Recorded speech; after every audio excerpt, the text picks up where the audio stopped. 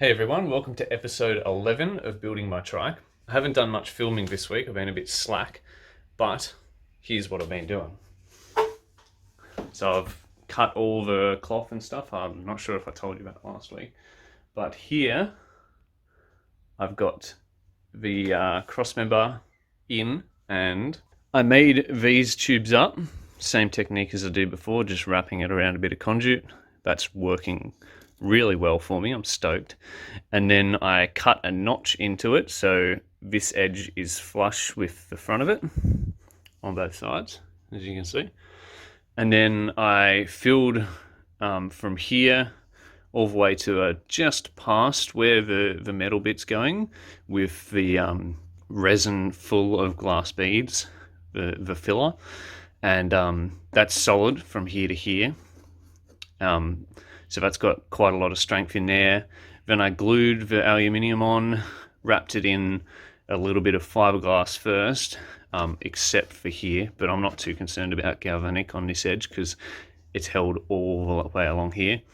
And then I wrapped it with about 3 layers of carbon, and then just did the old tape compression method.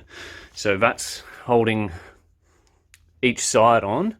And then I'll do the same thing here. I'll just bog it up with a bit of resin and glass and stick it around here. Probably what I'll do is I'll tack it first with just a bit of glue.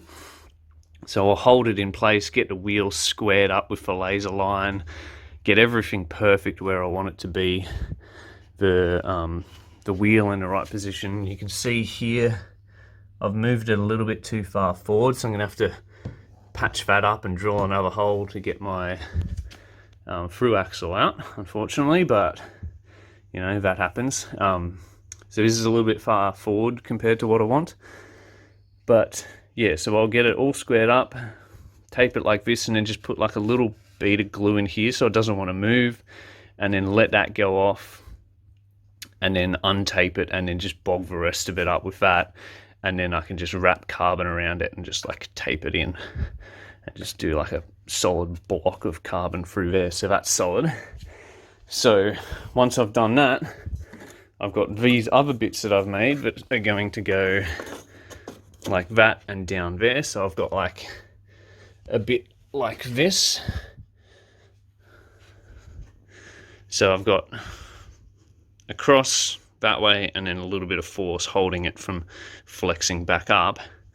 And then once I've done that, I've cut this bit of carbon so I can just flex it in and glue it just in there. I'll just tape it and glue it, and then I can do a sheet straight down and then bond it in with the bottom all the way across into the side here. I'll probably do it on this side and then fill that full of foam once I've pulled this across, and then what I'll do is I can take a wheel out, take the bike out of the whole assembly once I've done everything, poured the foam, done my seat, whatever, and then I can vacuum form, bang, or even just wet lay carbon onto that, so then that sheet that I've done on the other side is creating rigidity as like a monocoque, but then I've got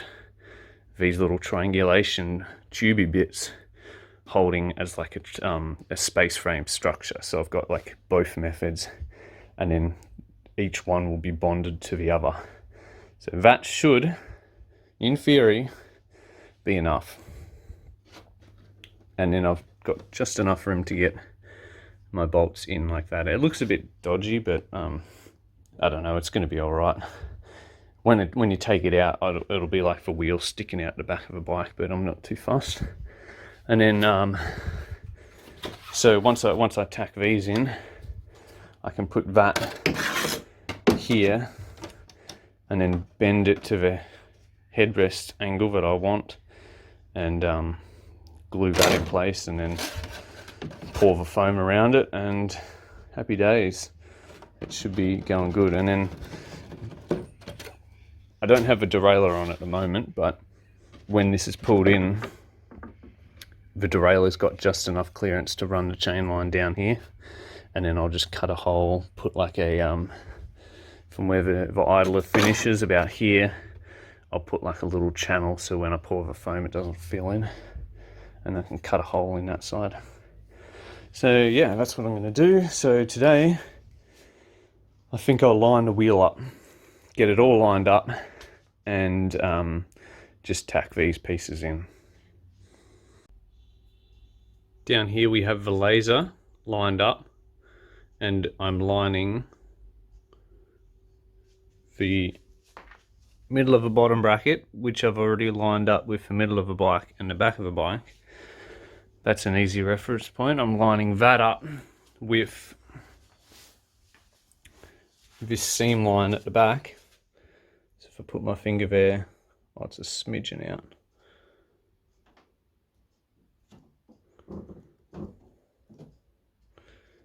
There we go. So lining that up with that.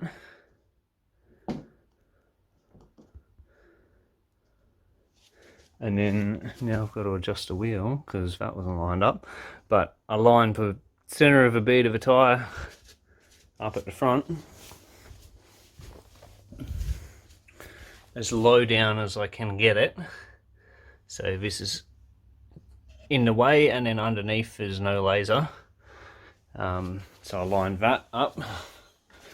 I lined the top up with my finger, and then I come around the back here, and I get a plumb bob, and then I drape it down there and find where it touches the laser. So it's one side laser, other side. So I find that laser, and then I move forward just a smidgen until it touches a wheel, and I see whereabouts on the bead it touches a wheel. So I know the front of a bike and the top means it's lined up that way, and then the front of a bike to the back of a bike means it's lined up this way.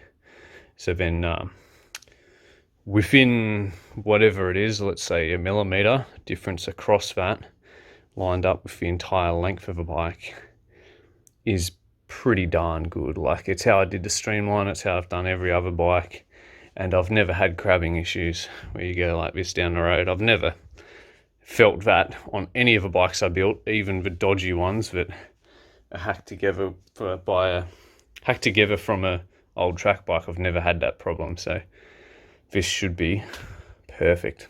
Oh, and I know the cross member is square to the length of the bike, because if the cross member is crooked, then you're gonna have crabbing issues anyway. So I know that's square, and then all I have to do is make sure this is square. So let's do that and put some glue on it. So you can see that this flops around a little bit. All I have to do is leave it in the rest position, whatever it wants to naturally sit at. And then once I put the bits going down, after I've glued it all and bent these in, I'll just double check that it's still aligned. So I'll keep a wheel in once I bend these bits in, just so I know that when you bend it in, it sort of doesn't flex it off to one side. So it's been a couple of hours, about 2 hours, and the initial bit has gone tacky.